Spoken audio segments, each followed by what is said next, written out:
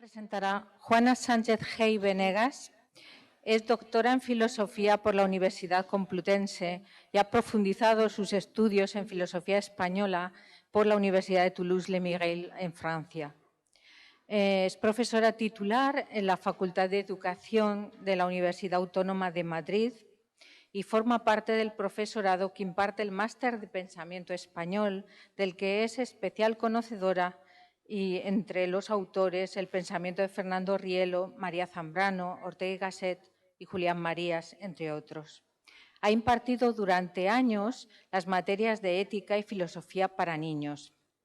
Es vicepresidente de la Escuela Idente de Pensamiento, directora del Aula de Pensamiento de la Fundación Fernando Rielo, organiza e imparte cursos y seminarios, dirige tesis doctorales y acompaña a muchos estudiantes en sus labores de investigación. Y como sé que son muchos, son casi de los 5 continentes, y no, creo que no me equivoco al decirlo. Ella trabaja muchas publicaciones, tanto sola, publicando libros y artículos, como en equipos de investigación. Es la directora de los cursos que organiza la Fundación Fernando Rielo en convenio con la Universidad de La Laguna y de la Escuela de Humanidades, Metafísica y Mística de la Universidad Internacional Menéndez Pelayo en su sede del Palacio de la Magdalena. Pues vamos a escuchar el primer tema que ella misma ha introducido hace unos segundos o minutos, que es Mística y Razón, diálogo, filosofía y mística. Bueno, pues comenzamos entonces con este tema de mística y razón.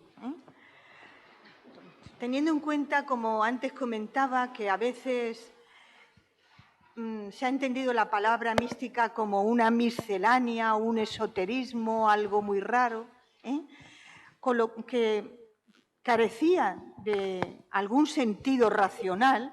Hay frases en el Quijote, ¿no?, que dice, en un momento determinado le dice Don Quijote, no te vuelvas metafísico, que viene a ser un sinónimo de no seas místico. Yo creo que es importante no empezar este curso con esta conferencia. Si la empezamos también está bien, pero claro que teníamos que preguntarnos diríamos, maridaje o este camino en común, si lo ha habido o no, entre la mística y la razón. Yo creo que la filosofía surge con vocación mística. Recuerden además el origen de la filosofía con un poema de Parménides, el famoso poema de Parménides, donde él dice que una diosa le ha transportado con un caballo para contemplar la verdad. Las mismas palabras de la diosa, el caballo el carro que le hace avanzar, y no solamente avanzar, voy a emplear una palabra que yo creo que es nuclear cuando hablamos de mística y también cuando hablamos de filosofía, que le trasciende del mundo sensible a otro mundo para poder contemplar la verdad. Todo esto nos da pie a pensar que efectivamente la filosofía tiene vocación mística. Yo recuerdo además, todos recordarán, aquel texto de Jäger, la Paideia, cuando dice que la filosofía surge de aquel paso del mito al logos. Y es verdad, el hombre, el filósofo en aquel momento, deja de contar leyendas para explicarse el mundo de la real e intenta con la razón explicarse en qué consiste la realidad.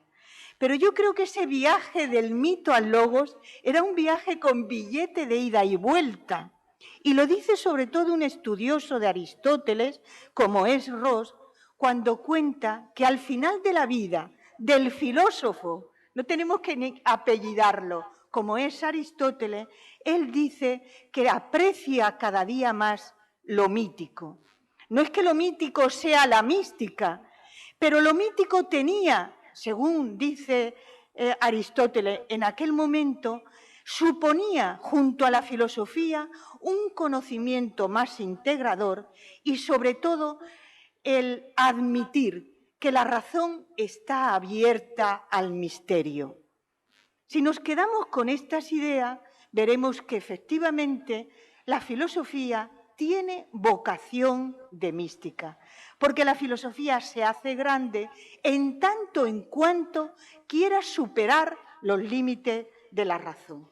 La filosofía es verdad que ha andado, y sobre todo la filosofía de Occidente, que es a la que yo me voy a remitir esta mañana, la filosofía de Occidente ha recorrido un camino profundamente racionalista, diríamos incluso, en cierto caso, exclusivamente racionalista. Pero al tiempo que ha ido recorriendo este camino racionalista, ha buscado también superar esos límites.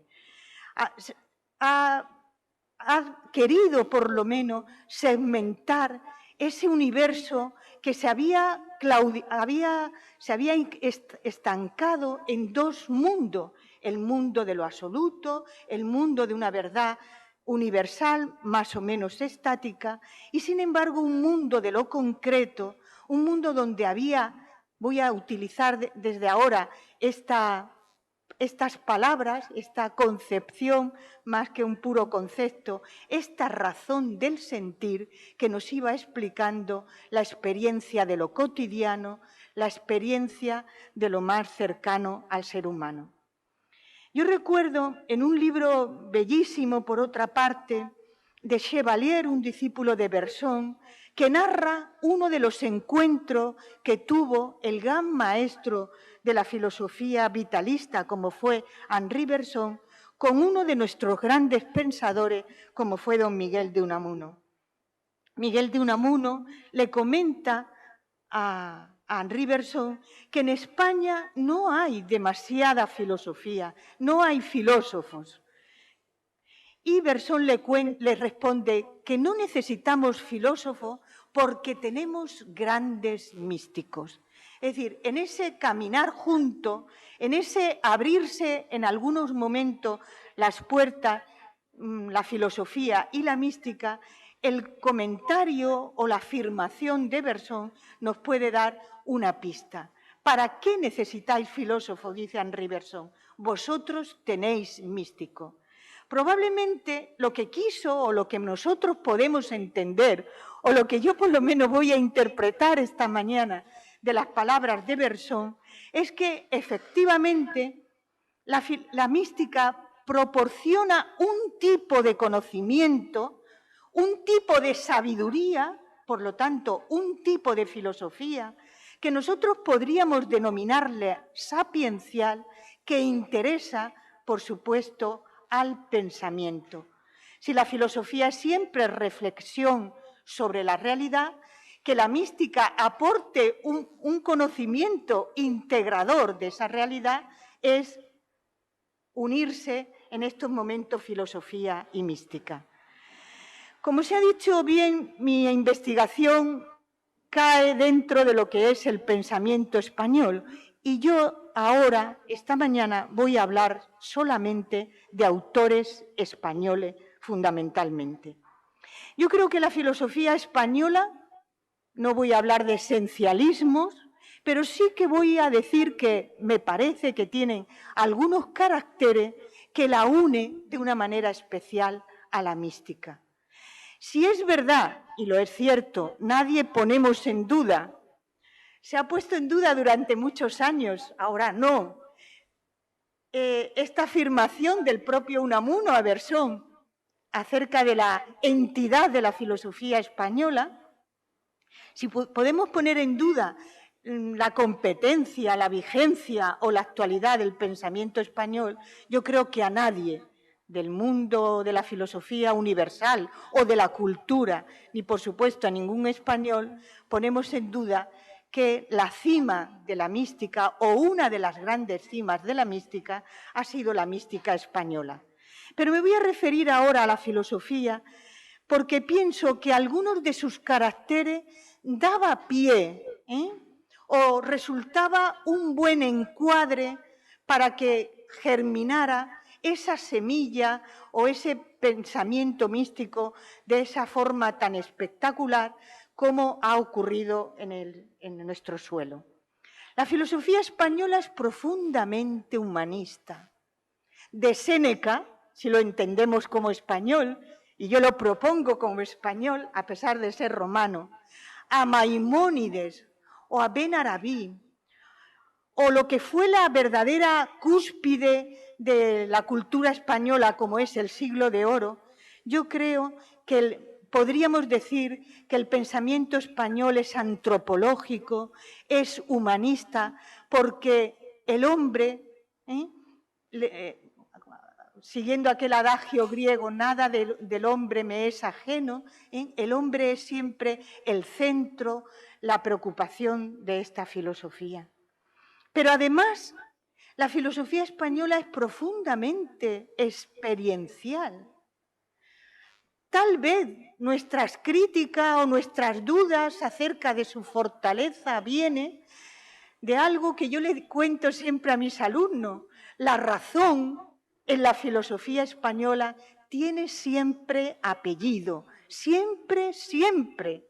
Ortega le llama vital y llega a decir en la historia como sistema que la vida es la realidad radical a la que cualquier otra realidad presunta, hoy diríamos virtual o efectiva, tiene que partir de esa vida.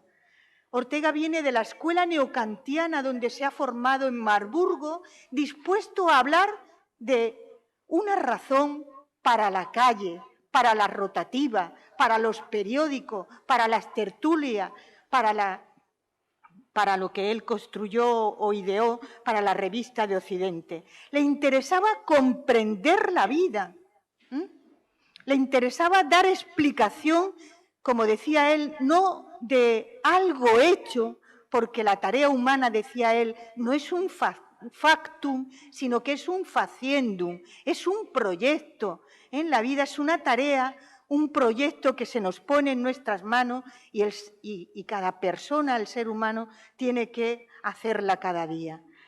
Y sobre todo, o diríamos consecuencia de lo que hemos dicho, la filosofía española es profundamente ética.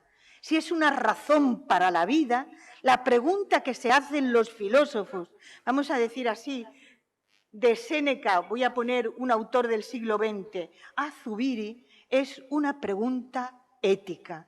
Lo que interesa es que la filosofía nos sirva para vivir.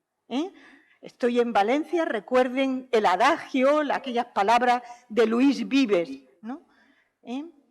Hay que educar, o hay que educar para la vida. Lo importante es una filosofía que nos enseñe a vivir, que oriente nuestra vida, que nos enseñe coordenadas para poder vivir y, por supuesto, para vivir cada día mejor, construyendo, diríamos hoy, valores, viviéndolos, pensándolos y viviéndolos. Bueno, todo lo que fue la Escuela de Salamanca, Vitoria, Molina, Báñez, fue un momento peculiar y yo diría también estelar de la filosofía española, pero la pregunta que se hicieron fue profundamente humana o humanista o antropológica o ética y, ¿por qué no decir mística? La pregunta fue acerca de la libertad del hombre y tuvieron como cúspide en su pensamiento a Dios. Diríamos que en la Escuela de Salamanca la religión hácese teología y la teología, por ser vivencial, vuelvo a añadir palabras de nuestro lenguaje común, pero que explican lo que es la filosofía y lo que es la mística, diríamos, porque la teología se hace realmente vivencial, yo creo que ya en la Escuela de Salamanca la teología es mística.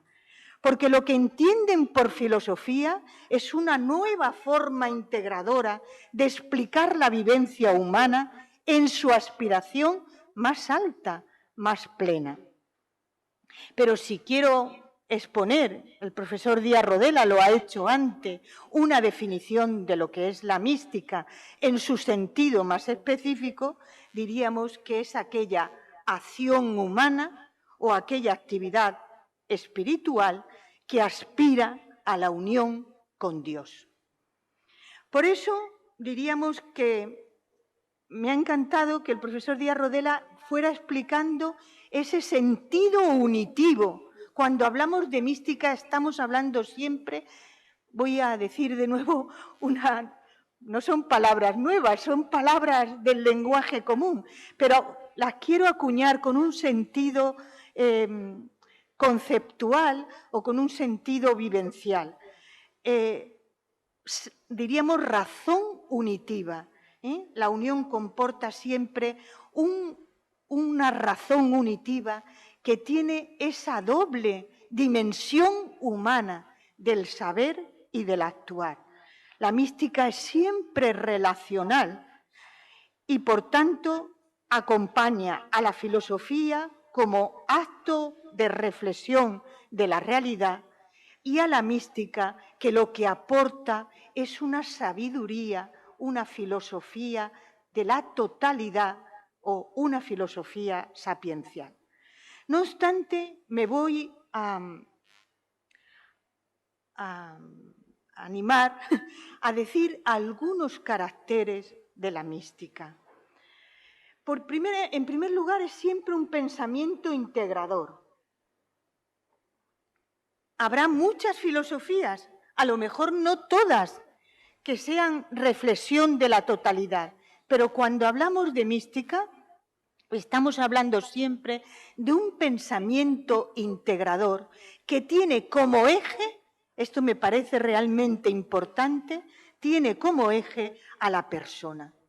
Es verdad que hay escuelas místicas más intelectivas, más volitivas o más voluntaristas, pero en realidad la mística nace con un deseo de explicar de una forma integradora la realidad, es decir, de explicar la plenitud. A lo mejor podríamos ir dando estos caracteres. La mística es siempre una sabiduría que intenta explicar la plenitud, no, diríamos, lo negativo o lo más pequeño. Y tiene, por tanto, al alma como centro de esa explicación. La mística, por tanto, es humanizadora y en esa integridad pretende no descuidar ni afectos, ni intelectos, ni emociones, ni voluntad, nada. La mística es siempre de la experiencia o experiencial. Es un conocimiento basado en la propia experiencia. Si nos referimos a la mística cristiana, entonces hablaremos del conocimiento de Dios a través de la experiencia personal. Por eso, en mística hay palabras que están cargadas semánticamente hablando. En la mística se habla de encuentro, se habla de acontecimiento, se habla de actitudes, es búsqueda de la verdad, es confianza en una realidad que sale a nuestro encuentro. Palabras como búsqueda, como tanteo, como intento, como confianza, son palabras importantes. No me puedo parar en todo, pero voy a hacer una breve parada. Esta mañana hablábamos con el director, uno de las autoridades de la Menéndez Pelayo, y yo le decía que estuve en la WIMP en Tenerife, ya que está aquí también el profesor Díaz Rodela. Dice, ¿y cuándo? Digo, no me puedo olvidar, fue el 11M, el 11M en el 2004. Dice, ¿cómo recordamos esos hechos? Efectivamente, cuando suceden hechos de esa categoría, uno recuerda perfectamente dónde estaba, qué hacía en aquel momento. Y yo le comenté, claro, ya no era un hecho, ¿verdad? Era un acontecimiento.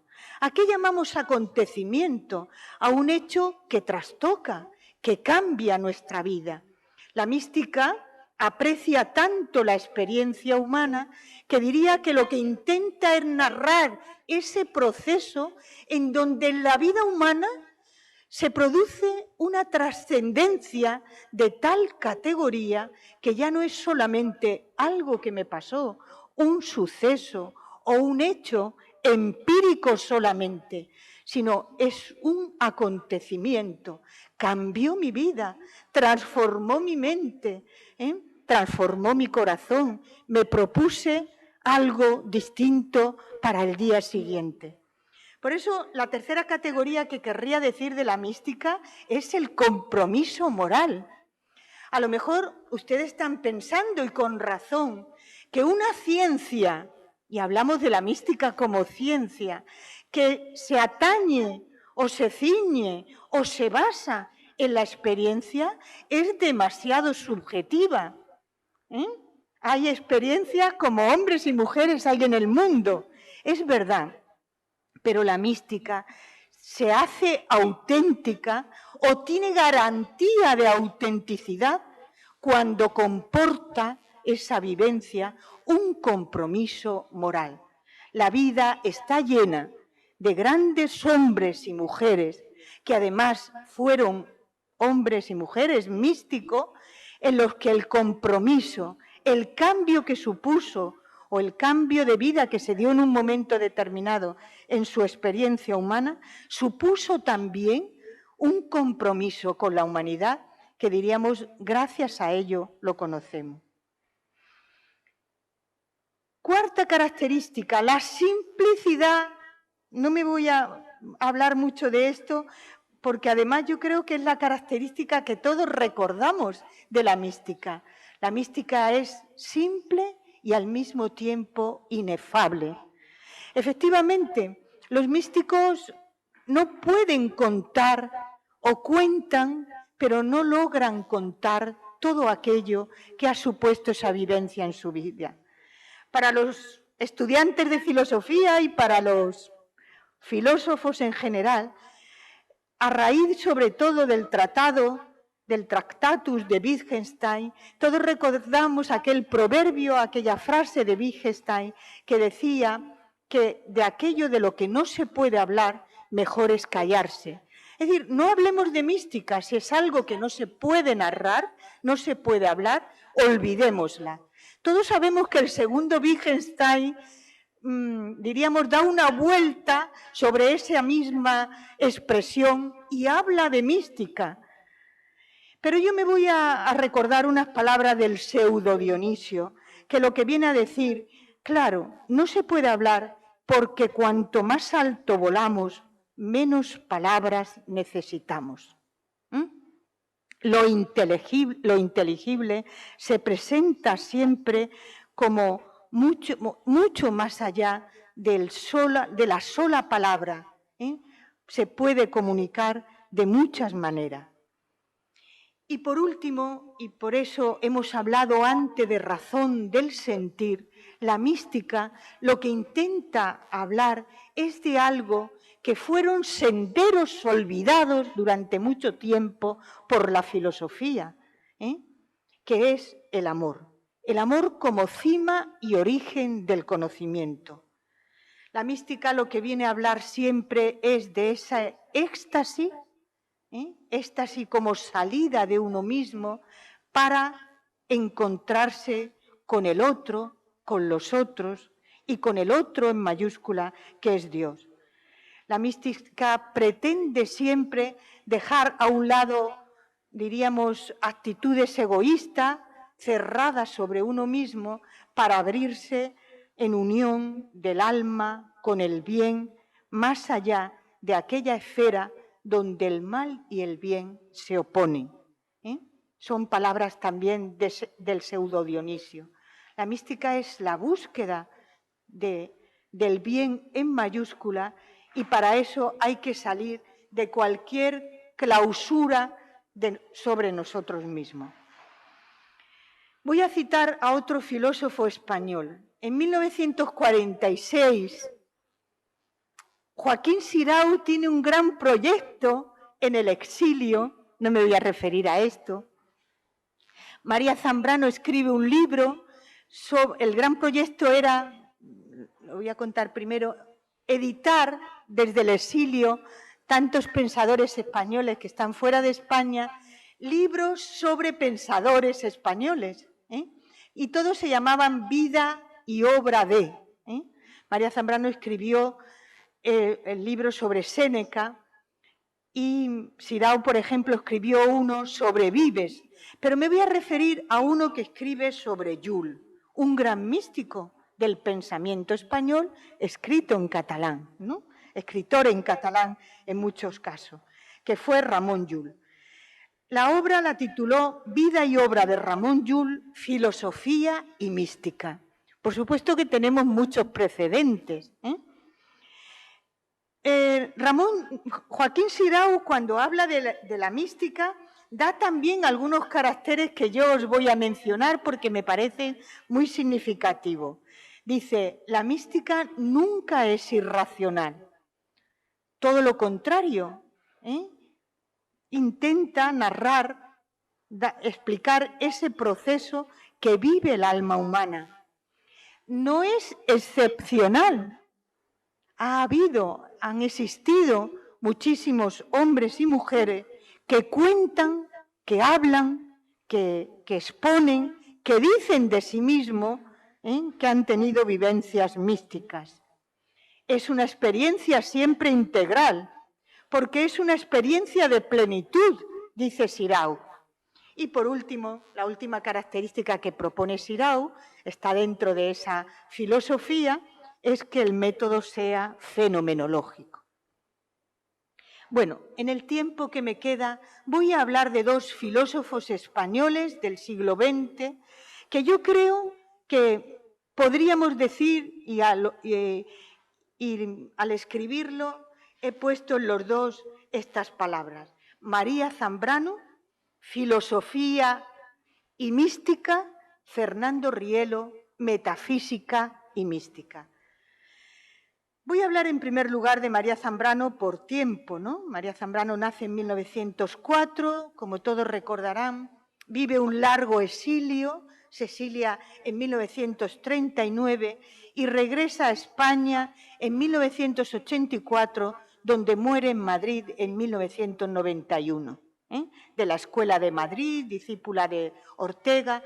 No me voy a referir a su biografía, ni siquiera a su biografía intelectual, sino por qué creo que la filosofía de María Zambrano se explica, yo voy a atreverme a decir, bajo mi punto de vista, solo se explica en clave mística. María Zambrano tiene un manuscrito, hay todavía muchos manuscritos inéditos, aunque acaban de publicar el segundo volumen de sus obras completas, que es el volumen sexto, y ahí han editado muchos de sus inéditos, va teniendo menos inéditos, pero todavía algunos.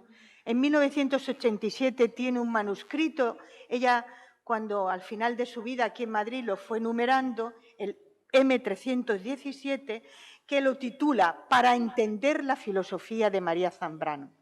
Viene a decir, no lo voy a leer literalmente, que su filosofía es como los gajos de una naranja, en el que no se puede hablar de un momento primero, de un segundo y un tercero, sino que solo se puede hablar de una semilla o de una raíz que va evolucionando y extendiéndose por todo el pensamiento. Pues ella, en ese mismo manuscrito, lo que habla es de que esa semilla por la cual se puede explicar su filosofía es la razón poética. Y dice, la razón poética no es razón vital. En otro momento explicaré algo de la razón vital, porque, claro, si digo que es discípula de Ortega, ¿cómo que la razón poética no tiene que ver con la razón vital? Bueno, no tiene que ver, por eso es otra, y por eso hablamos de Ortega y de María Zambrano, aunque reconozcamos su discipulado.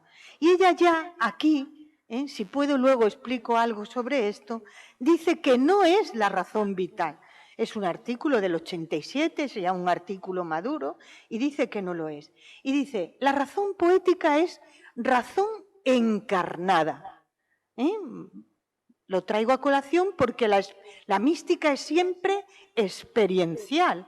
La mística no es solo abstracta, no es teoría o no es solo teoría, sino que es encarnada. Es mediadora. ¡Qué interesante! 1986, yo ya era doctora en filosofía con una tesis sobre Ortega, llego a Toulouse a estudiar con Alain Guise y me dice, ¿conoce usted a María Zambrano? Y le digo, no. Increíble, ¿no? Doctora, profesora en La Laguna. Y no conozco, sabía que era mujer, que acababa de llegar del exilio, que era de la Escuela de Madrid, pero entendía su pregunta, no la conozco. Dice, lee, no me pasó como a San Agustín, pero casi, lee. Y el libro que me dio fue El pensamiento vivo de Séneca. Era una introducción de María Zambrano a Séneca. Yo me gustaba, a Fernando Rielo le gustaba mucho Séneca. Aquellos años hablaba de Séneca, yo encantada de volver a leer a Séneca. Yo soy además andaluza. Pero la introducción me subyugó. No fue Séneca en aquel momento. En aquel prólogo, en aquella introducción, María Zambrano habla de razón mediadora. La razón humana es mediadora. Y todavía más, lo que me dejó ya impactada es que porque la razón humana, como la tradición, y se está refiriendo a la tradición cultural española, necesita de padres. La razón mística, no lo he dicho porque no he querido decirlo, porque me he dejado cosas en el tintero, es profundamente filial. María Zambrano dice que hay que buscar a nuestros padres y dice que un padre de nuestra cultura es Séneca, que un padre de nuestra cultura es Cervantes, que un padre, y esto sí me extrañó más, pero ya veis que no ha extrañado a los organizadores de esta jornada, un padre de nuestra cultura es San Ignacio de Loyola. Me extrañó en ella, pero lo dice. La razón es mediadora. La razón mística es siempre como el amor, recuerden, el Eros de Platón en el banquete. El amor es hijo de la abundancia. Yo amo, pero de la escasez. Pero me falta amar. El que ama de verdad sabe lo que le falta. Esto es la mística, ¿no? La razón poética es razón encarnada, es razón mediadora y es razón de amor. Yo creo que se entiende muy bien la razón poética si partimos de esta idea muy zambraniana que es razón de amor. Con lo cual, bueno, no me puedo parar mucho, pero recuerden, discípula de Ortega, pero lectora, empatizadora de Unamuno, razón de amor, la razón poética, razón de amor. Llega un momento que a María Zambrano la llaman gnóstica y ella dice, no me conocen, yo nunca podría ser gnóstica porque a los gnósticos les falta caridad. Es decir, a los gnósticos, lo voy a decir con mis palabras, les sobra racionalismo. La razón poética es razón de amor, no es gnosticismo. Dicen muchos de sus estudiosos que María Zambrano vivió de forma religiosa más que política. Sí, por eso explico, o yo explicaría esa clave mística. El trasfondo de todo su pensamiento es siempre de fondo cristiano. Sobre todo en la agonía de Europa, un libro que escribe en el horror de la Segunda Guerra Civil y tiene como interlocutor a San Agustín. Según vamos hablando de María Zambrano, uno tiene que pensar, San Agustín tenía que estar a su lado. Ella habla o dialoga con San Agustín y habla de la ciudad de Dios. Y efectivamente, aunque la gran mayoría de los estudiosos de María Zambrano hablan de su acción política, y lo es, y lo fue, probablemente lo más importante de esa acción política fue siempre su inquietud educativa. Yo creo que la razón poética nació sin darse cuenta. Y ahora voy a la anécdota con Ortega. Ella, la primera vez que da una conferencia ante Ortega, habla de tal manera que cree que está hablando de razón vital. Pero Ortega le dice después, ¿por qué va usted más allá si estamos aquí? Y en ese momento ella se percata que lo que ella está hablando no es de lo que hablaba su maestro. Y es cuando dice, ¿cómo no voy a ir más allá? Si lo que le importa al ser humano es siempre ir más allá. Esa es la clave mística que la razón poética presagiaba y que Ortega no le interesó y a María Zambrano le interesó totalmente. La razón poética es siempre guía, orientación. Es una filosofía sapiencial que busca, como dice ella, la presencia, la luz. La luz, porque desde la luz se explica la realidad toda, pero ella dice, en esa realidad toda hay también sombra, hay duda, se saborea la ausencia. A ella le interesa no la luz que deslumbra, sino la luz que permite que todavía podamos entender cuánto hay de duda o de sombra en el ser humano. María Zambrano es una gran lectora de la mística, fundamentalmente de Santa Teresa también, pero sobre todo de San Juan de la Cruz. En una de sus obras, probablemente la obra, diríamos, más metodológica, más filosófica, en Notas de un método, dice, una nueva metafísica experiencial que sin pretensiones de totalidad, en el sentido abstracto de la palabra, haga posible la experiencia humana, ha de estar por nacer. Esta es probablemente esa metafísica que ella esperaba y que nosotros la podemos atribuir también a ella.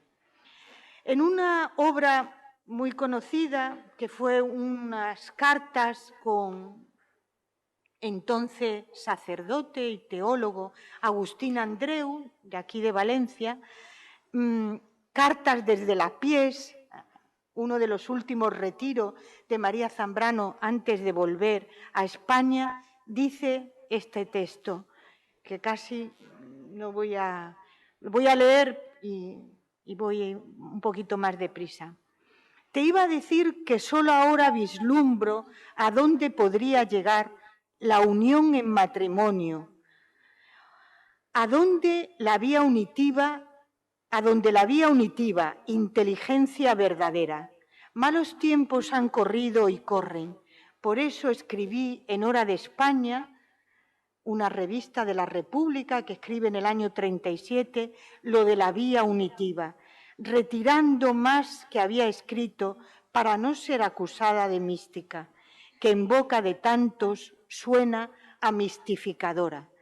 Todo es alzar barrera para que la vida verdadera y el hombre y la mujer verdadero no puedan ni dar el vaquido ni suspirar siquiera.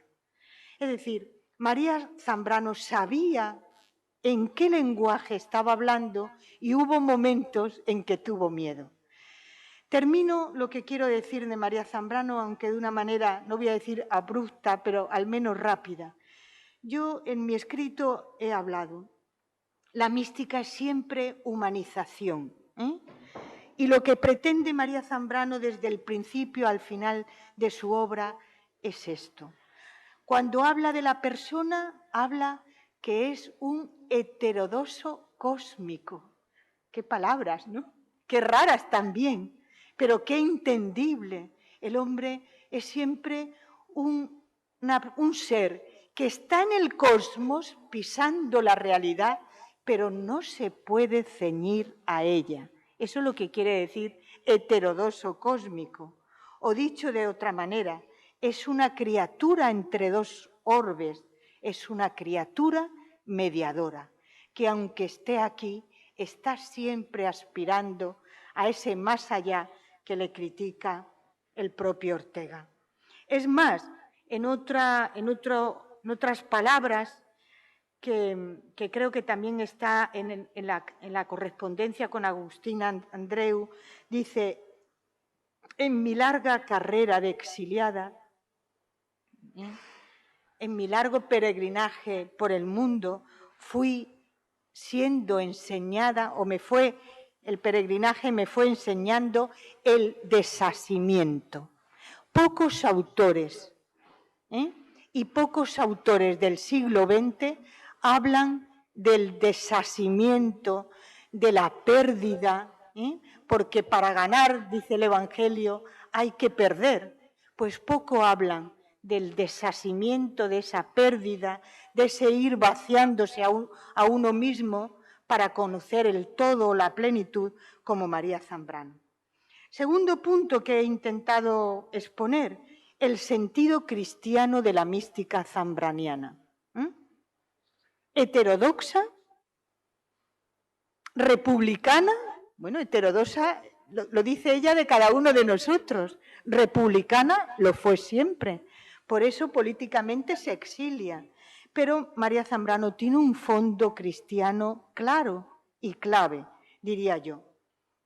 Ella cuenta que dejó la política por la filosofía, pero pienso que es la mística el fondo de esa filosofía. Lo he comentado antes.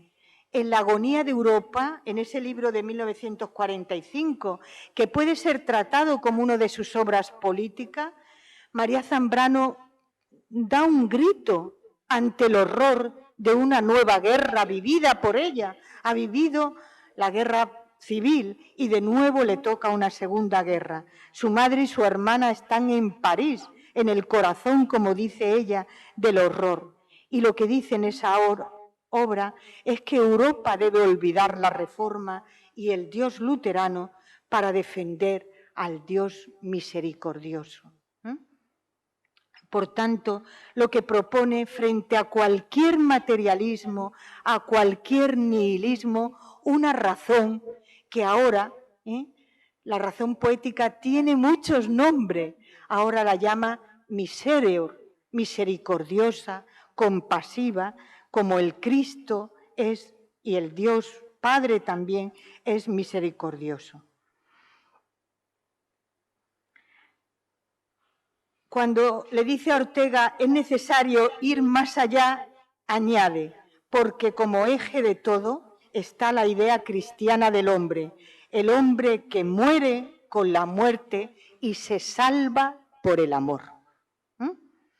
Su obra, hay una obra también, un artículo largo que se ha editado en España después del exilio como obra, que vuelve a recordar a San Agustín porque la titula La Confesión. Ahí denomina al hombre, al ser humano, a la persona, como el ser que padece, que siente su trascendencia.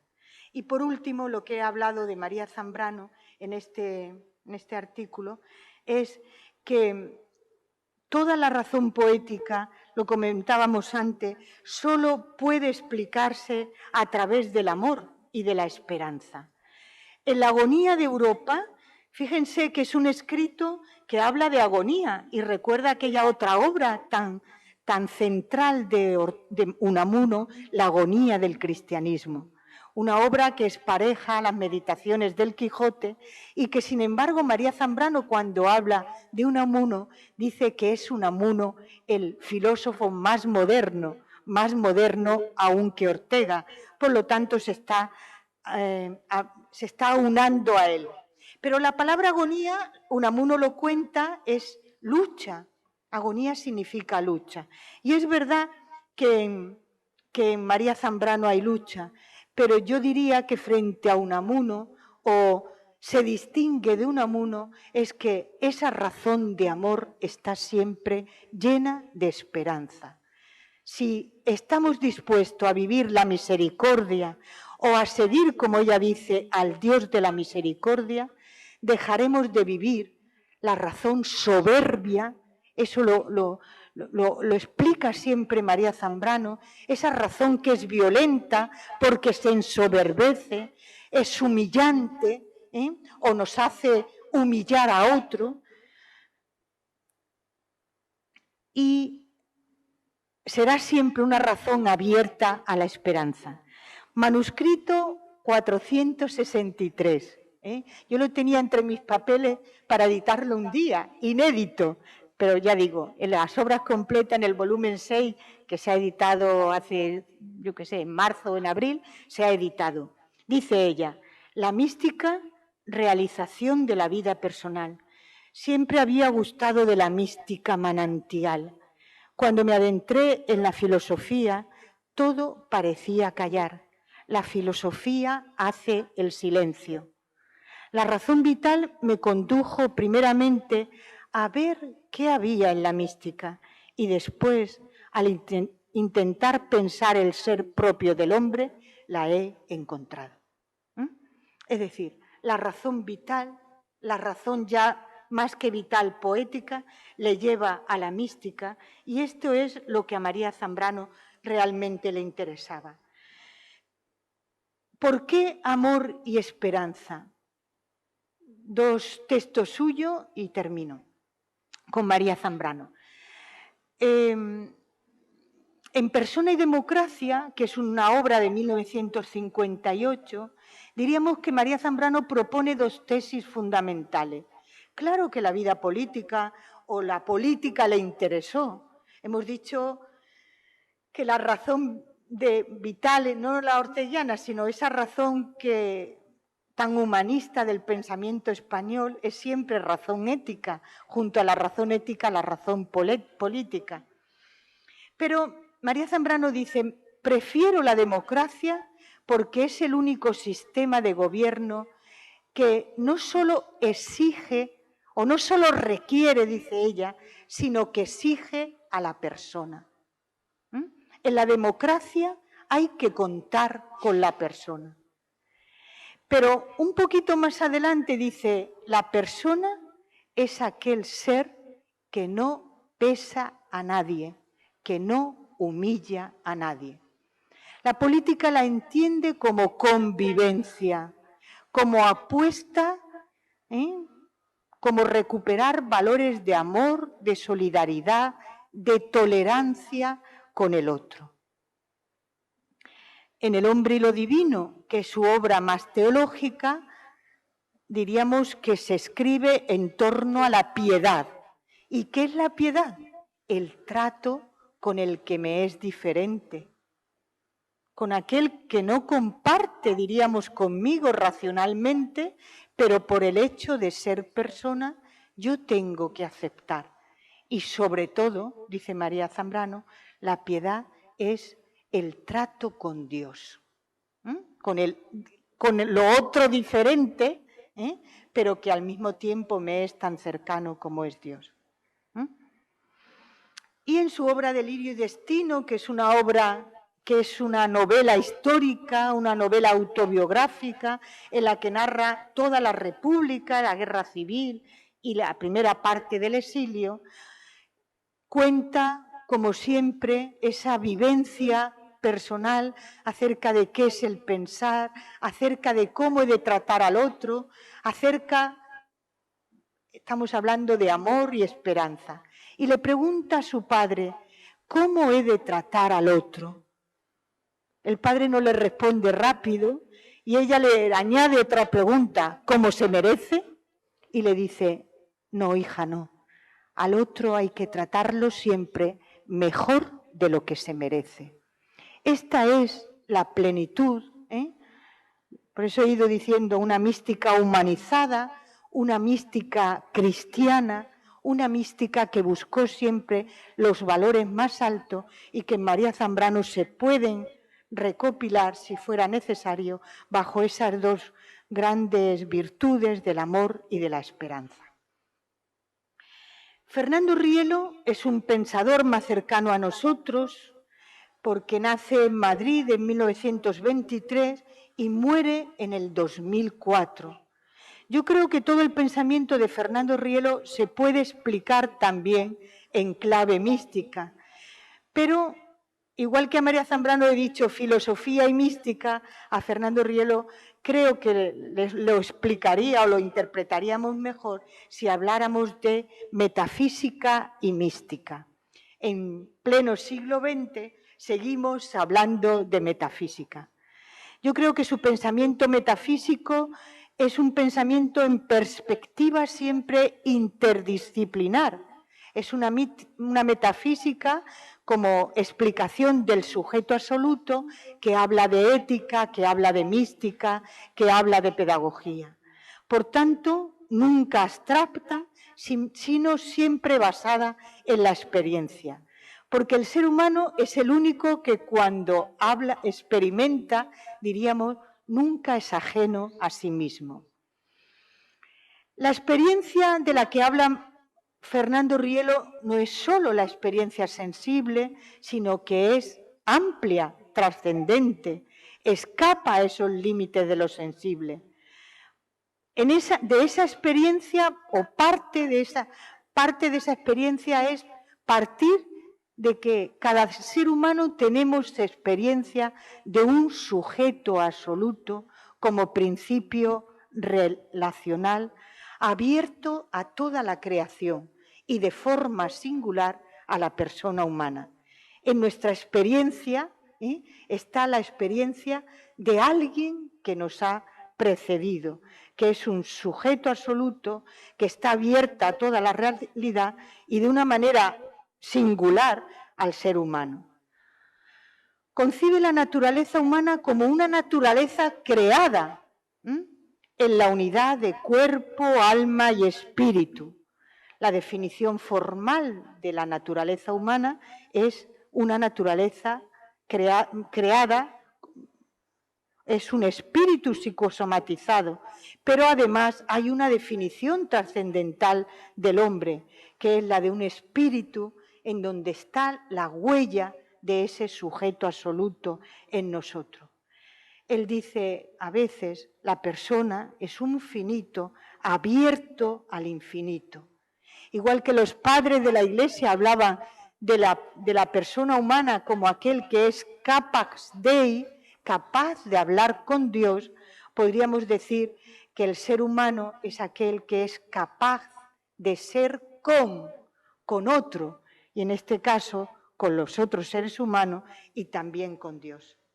El espíritu, pues, en su estructura formal, se une a nuestro soma, a nuestra psique, pero también se puede comunicar con ese sujeto absoluto, porque el espíritu es esa razón unitiva, de nuevo, esa potencia de unión formalmente capaz de unirse, decimos, al psicosoma formalmente, pero disponerse a comunicarse con ese sujeto absoluto o con la divinidad.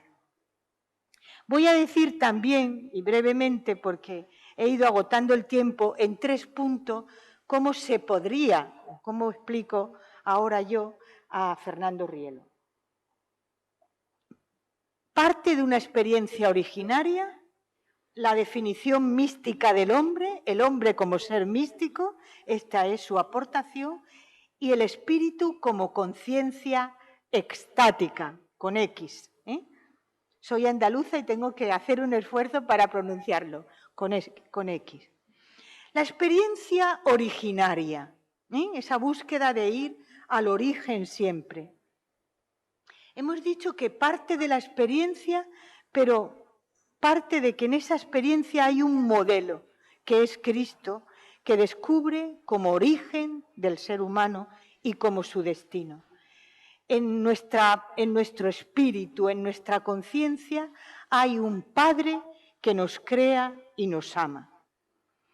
Afirma que esa conciencia o ese vínculo que hay en nuestra conciencia le llama vivencia. La vivencia es el vínculo que se da entre la criatura y el creador. La vivencia humana se funda en esta relación constitutiva. Su manifestación es la experiencia. Se origina ya en el momento de la concepción humana, antes de tener cualquier otra noción de espacio y tiempo. Esta es nuestra intimidad más constitutiva. La persona es, dice también Fernando Rielo, alguien, somos alguien Por tanto, conciencia, pero alguien con conciencia de alguien en mayúscula. La conciencia de la divina persona o de la presencia divina o de la divina presencia constitutiva en cada persona. Por tanto, diríamos que frente a Heidegger o frente a Sartre, que nos proponen posturas nihilistas de que los hombres somos seres arrojados a la realidad, él propone que el hombre es aquel que consiste en esa conciencia cuya máxima expresión es la dignidad. Y la dignidad reside en que somos seres creados y amados por sí mismos, singularmente. Somos seres en relación a alguien.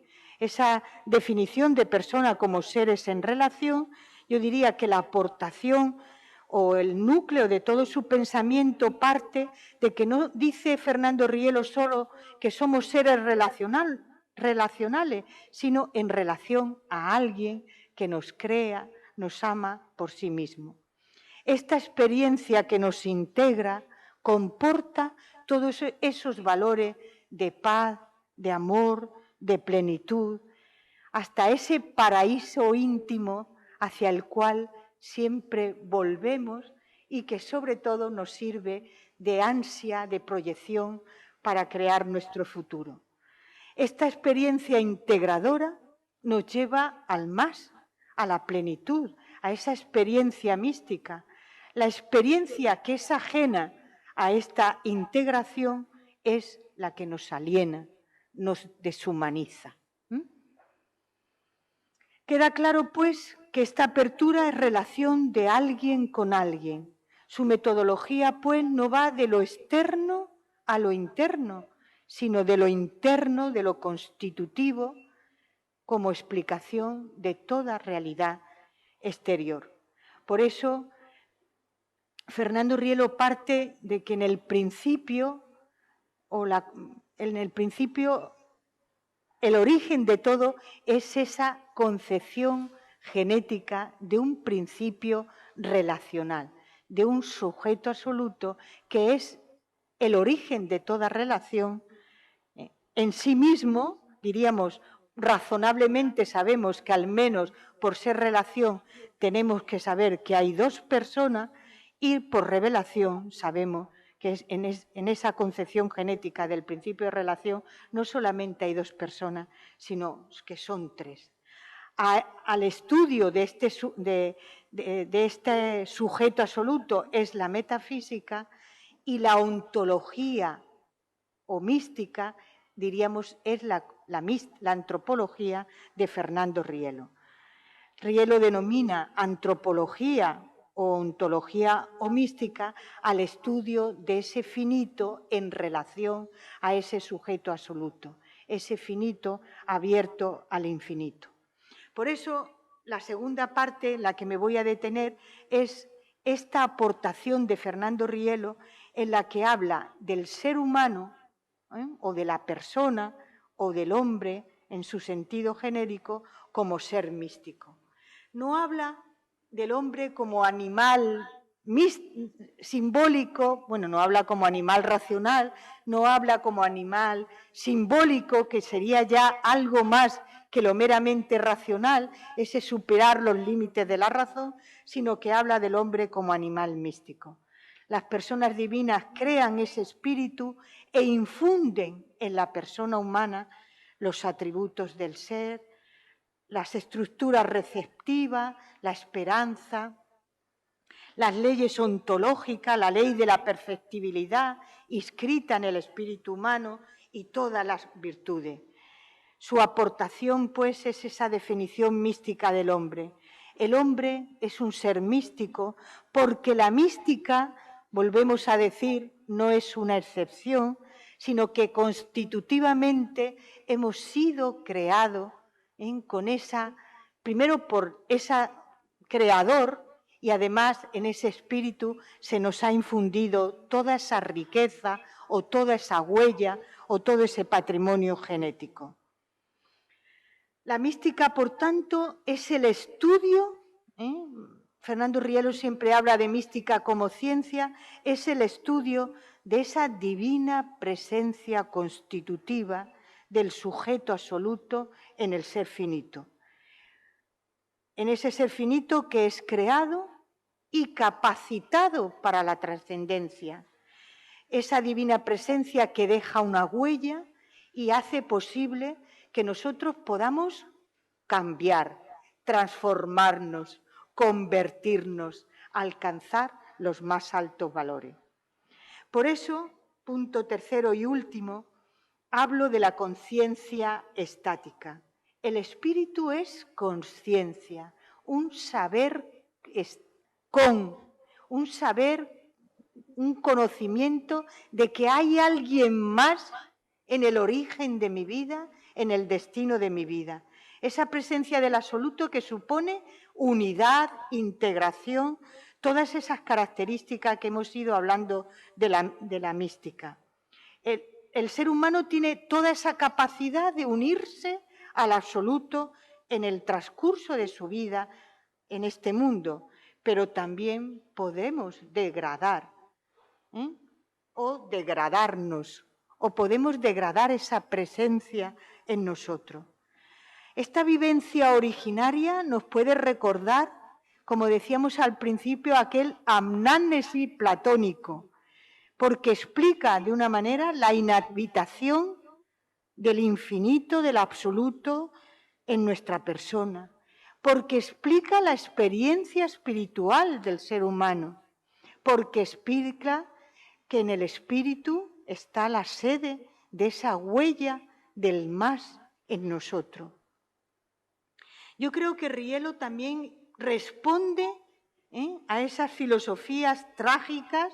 En el pensamiento español también hay mucho de conciencia trágica, o a esas filosofías nihilistas, porque lo que subraya es que la existencia humana es conciencia siempre relacional, aspiración, éxtasis.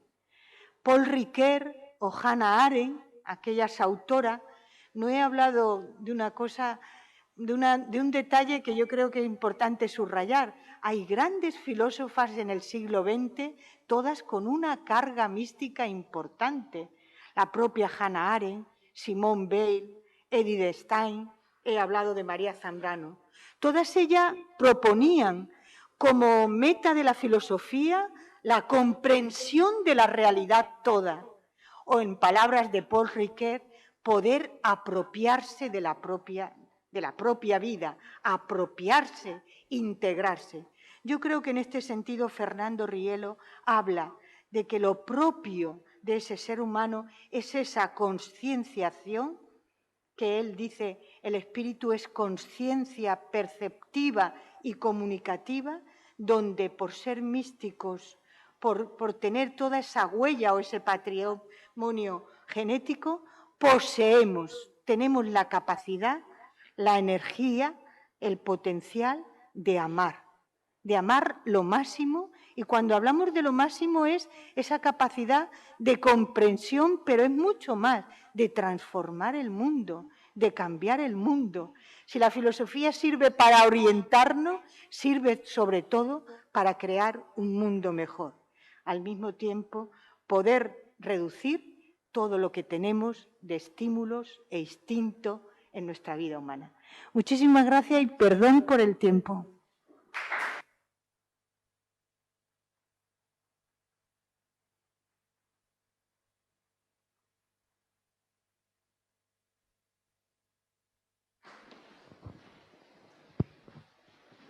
Bueno, sí.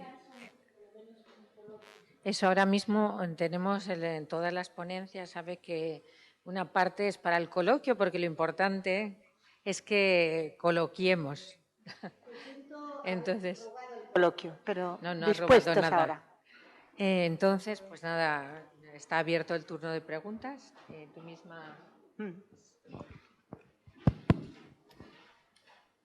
Buenos días. Brevemente, porque me tengo que ir a clase, estoy aprovechando el descanso en teología. Felicitarle de nuevo por esta magnífica exposición de la que solamente he podido disfrutar casi 20 minutos, pero lo suficiente para hacer esta pregunta. Me ha llamado la atención en la propuesta mística de Fernando Rielo, al que poco a poco voy conociendo cada día más, la idea de situar al hombre como aquel que tiene dignidad, como aquel, digamos, como el cimiento. Y la pregunta es, ¿la idea del hombre con dignidad como creado a imagen y semejanza de Dios constituye el fundamento ontológico del proyecto místico de Fernando Rielo? Porque si es así, también constituye el proyecto de la mística de lo femenino en Ismael Quiles, que pone en el mismo lugar. Simplemente eso, gracias. Bueno, yo creo que sí. El fundamento, fijaos que Fernando Rielo habla de la teología metafísica o de la metafísica teológica. Yo creo que esta es la gran apuesta de Fernando Rielo.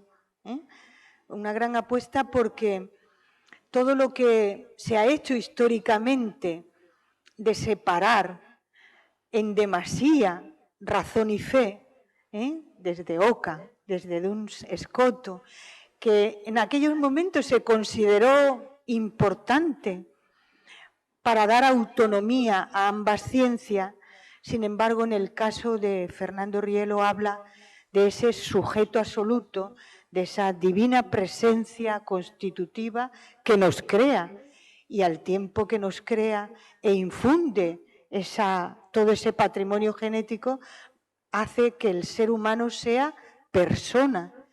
Persona significa el ser, la máxima expresión del ser, y en esa máxima expresión del ser es su dignidad. ¿Pero por qué? Porque estamos creados a imagen y semejanza de ese absoluto o de esas personas divinas, efectivamente, ¿no? Por tanto, es un pensamiento, es una filosofía que es tan filosófica como teológica, tan teológica como metafísica, que es la palabra que él, o la denominación que él da, ¿no?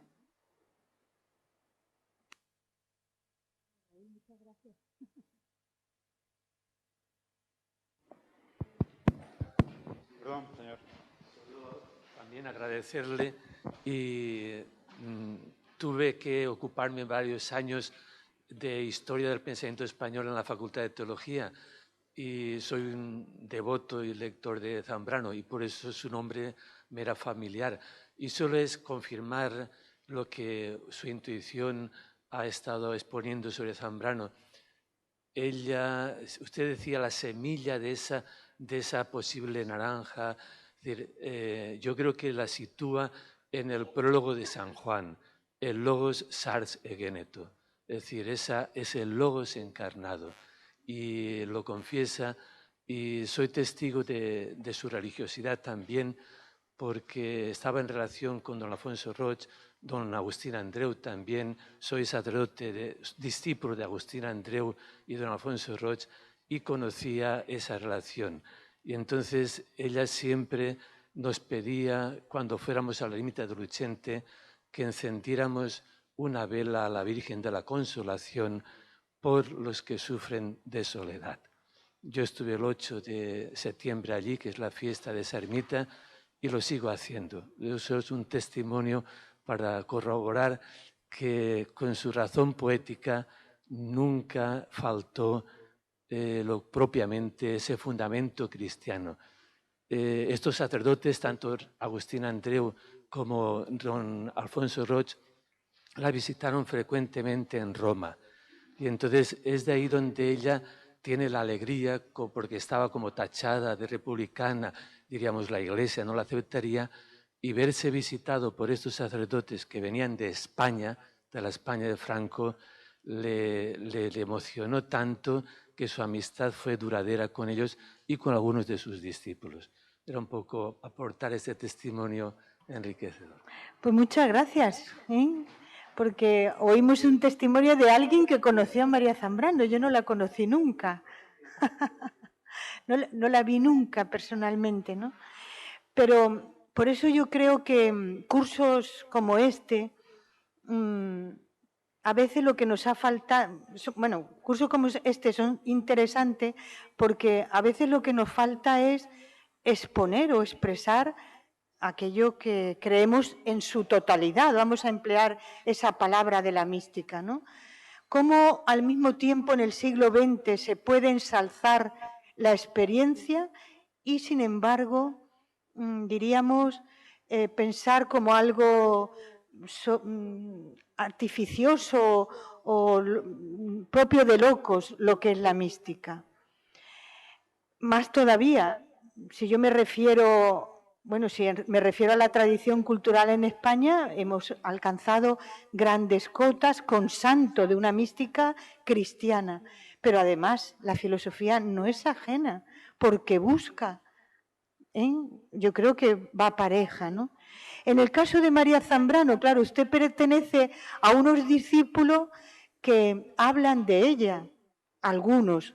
Por ejemplo, un agustino conocido, José Demetrio Jiménez, hoy obispo en un lugar que no recuerdo, en una diócesis de Argentina, los senderos olvidados de la filosofía. Juan Fernando Ortega Muñoz, el director de la Fundación María Zambrano.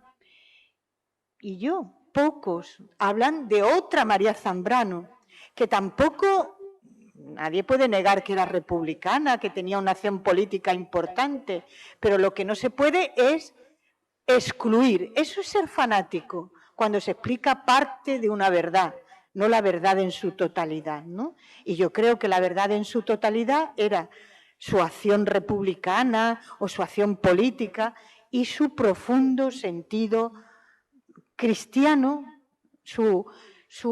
diríamos, su aprecio por la mística y su sentido cristiano. De algunos es conocido que el día que se entierran, yo ya era profesora en la Autónoma de Madrid, yo recuerdo los periódicos, daba clase en el nocturno, con lo cual yo pude enseñar los periódicos a mis alumnos. Y unos decían que había sido enterrado y otros en el cementerio civil. Y yo les expliqué, en 1991 en España no existían cementerios civiles, no existían. Y segundo, ella había dejado en el testamento, soy católica, apostólica y romana y quiero funerales religiosos. Y fue así. Los periódicos dijeron otras cosas y hasta dijeron cosas que no existían. Por tanto, es recuperarlo en diálogo de místicas, todo, ¿no? Yo creo que es una buena apuesta. Y muchas gracias por su testimonio. ¿Algún amparo? Algún amparo tiene que hablar. Ante todo, felicitarle por la gran conferencia que usted está dando. Me ha gustado mucho todo y sobre todo las últimas palabras que ha dicho. La filosofía sirve para transformar al mundo. Ojalá hubiese muchas personas así, porque por desgracia este mundo está corrompido por el yo, el querer, el dinero, las guerras, el chafar al otro. Y ojalá, repito, hubiesen muchas personas como ustedes. Yo creo que la filosofía es una reflexión sobre la realidad y tiene que ser sobre una realidad cercana, no abstracta, no meramente. Yo no digo que no haya teoría, estaría bueno, o especulación, pero no meramente especulativa. Por tanto, la filosofía tiene que servir para cambiar y para hacernos mejores. Y ahí el maridaje con la mística es realmente importante. Por eso hemos comentado antes que el hecho de hablar de una experiencia no significa subjetividad o no significa algo que yo me cuento para mí. No, la garantía de autenticidad está en ese compromiso moral. Fernando Rielo habla de ese compromiso ontológico. Si es verdad que he encontrado la verdad, esa verdad la cantaré por el mundo y será plenitud para mí y debe ser plenitud para los demás. La filosofía está hecha efectivamente para cambiar, ¿no? Lo dijo el marxismo en otro sentido. No interpretéis, sino cambiar el mundo. Pues claro, en ese sentido, no digo nada nuevo. La filosofía está hecha, como todas las ciencias, para que construyamos un mundo mejor. Y el maridaje con la mística yo creo que es potenciador, ¿no?